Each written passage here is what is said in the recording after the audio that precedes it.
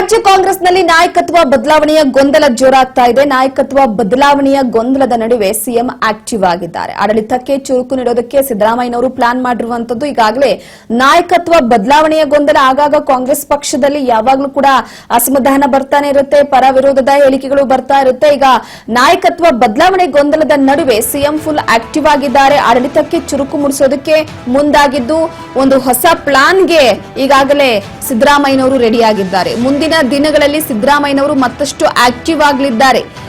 ನಾಯಕತ್ವ ಬದಲಾವಣೆ ಅನ್ನುವಂಥದ್ದು ಪದೇ ಪದೇ ಪಕ್ಷದಲ್ಲಿ ಕೇಳಿ ಬರ್ತಾ ಇದ್ರೆ ಪಕ್ಷಕ್ಕೂ ಕೂಡ ಡ್ಯಾಮೇಜ್ ಆಗುತ್ತೆ.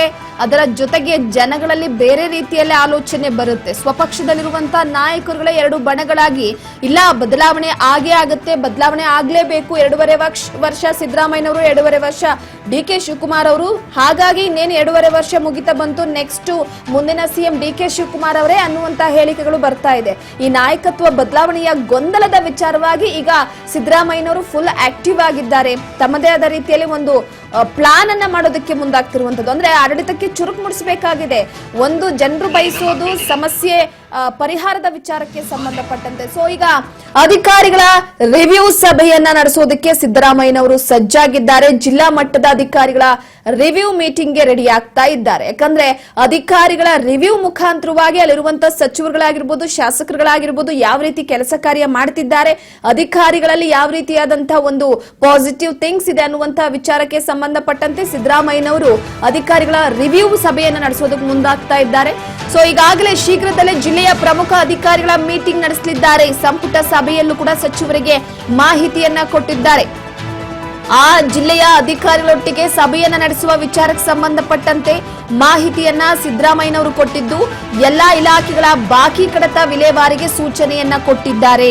ಸಚಿವರಿಗೆ ಖಡಕ್ ಸೂಚನೆಯನ್ನ ಸಿದ್ದರಾಮಯ್ಯನವರು ಕೊಟ್ಟಿದ್ದು, ಮುಂದಿನ ಬಜೆಟ್ನಲ್ಲಿ ಹಲವು ಯೋಜನೆಗಳನ್ನ ಘೋಷಣೆ ಮಾಡಬೇಕಾಗಿದೆ. ಹಾಗಾಗಿ ಎಲ್ಲಾ ಇಲಾಖೆಗಳಲ್ಲೂ ಯೋಜನೆ ಘೋಷಣೆಗೆ ನಿರ್ಧಾರವನ್ನ ಮಾಡಲಾಗ್ತಾ ಇರುವಂತದ್ದು. ಪ್ರತಿ ಬಾರಿ ಬಜೆಟ್ ನಲ್ಲಿ ಏನಾದ್ರೂ ಒಂದು ನಿರೀಕ್ಷೆ ಇದ್ದೇ ಇರುತ್ತೆ. ಸೊ ಹೊಸದಾದಂತಹ ಏನಾದ್ರೂ ಯೋಜನೆಗಳು ಬರ್ಬೋದಾ, ಜನರಿಗೆ ಪರೋಪಕಾರಿಯಾಗುವಂತ ಕೆಲಸಗಳನ್ನ ಸರ್ಕಾರ ಮಾಡಬಹುದಾ ಅನ್ನುವಂತಹ ವಿಚಾರವಾಗಿ. ಹಾಗಾಗಿ ಮುಂದಿನ ಬಜೆಟ್ ನಲ್ಲಿ ಅಂದ್ರೆ ಈಗಾಗಲೇ ಸಿದ್ದರಾಮಯ್ಯನವರು ಬಜೆಟ್ ಘೋಷಣೆಯ ವಿಚಾರಕ್ಕೆ ಸಂಬಂಧಪಟ್ಟಂತೆ ಒಂದು ಪ್ಲಾನ್ ಮಾಡ್ಕೊಂಡಿದ್ದಾರೆ. ಪ್ರತಿ ಬಾರಿ ದಾಖಲೆಯ ಬಜೆಟ್ ಅನ್ನ ಮಂಡಿಸಿರುವುದು ಸಿದ್ದರಾಮಯ್ಯನವರು ಇತಿಹಾಸವನ್ನ ಸೃಷ್ಟಿ ಮಾಡಿದ್ದಾಗಿದೆ ಆಲ್ರೆಡಿ.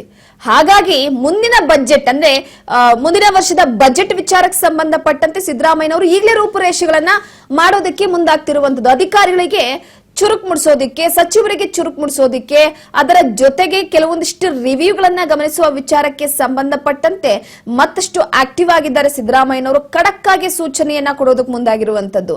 ಅಂದ್ರೆ ಸಿದ್ದರಾಮಯ್ಯನವರು ಬಜೆಟ್ ಅಂತ ಅಲ್ಲ, ಯಾವುದೇ ಸರ್ಕಾರ ಅಧಿಕಾರಕ್ಕೆ ಬಂದಂತಹ ಸಂದರ್ಭದಲ್ಲಿ ಬಜೆಟ್ ಅಧಿವೇಶನ ಬಂತು ಅಂದ್ರೆ ಬಜೆಟ್ ಸಂದರ್ಭದಲ್ಲಿ ಕೆಲವೊಂದಿಷ್ಟು ನಿರೀಕ್ಷೆ ಜಾಸ್ತಿ ಆಗಿರುತ್ತೆ.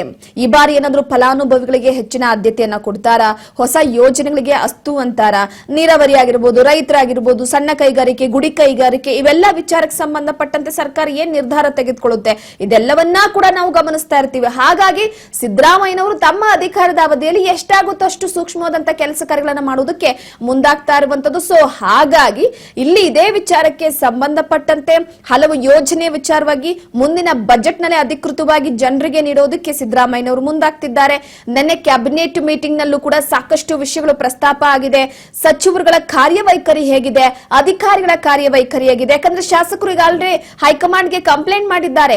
ಯಾವ ಸಚಿವರು ಸ್ಪಂದಿಸ್ತಾ ಇಲ್ಲ, ಯಾವ ಅಧಿಕಾರಿಗಳು ಸ್ಪಂದಿಸ್ತಾ ಇಲ್ಲ, ನಮ್ಮ ಸಮಸ್ಯೆಗೆ ಆಲಿಸ್ತಾ ಇಲ್ಲ, ನಮ್ಮ ಪತ್ರಕ್ಕೆ ಬೆಲೆ ಇಲ್ಲ ಎನ್ನುವ ಮುಖಾಂತರವಾಗಿ ಒಂದು ಕಡೆ ತಮ್ಮ ಅಳಲನ್ನ ತೋಡ್ಕೊಂಡಿದ್ದಾರೆ ಹೈಕಮಾಂಡ್ ಮುಂದೆ. ಆ ಹಿನ್ನೆಲೆಯಲ್ಲಿ ಸುರ್ಜೇವಾಲಾ ಅವರು ರಾಜ್ಯಕ್ಕೆ ಬಂದಿದ್ದು. ಸೊ ಎಲ್ಲೋ ಒಂದು ಕಡೆ ಎಲ್ಲಾ ಗೊಂದಲಕ್ಕೆ ಸಿಎಂ ಅವರು ಇತಿಶ್ರೀ ಆಡಬೇಕಾಗುತ್ತೆ. ಸ್ವಪಕ್ಷದಲ್ಲಿ ಹೇಳಿಕೆಯ ವಿಚಾರಕ್ಕೆ ಸಂಬಂಧಪಟ್ಟಂತೆ ಫುಲ್ ಸ್ಟಾಪ್ ಇಡಬೇಕಾಗುತ್ತೆ.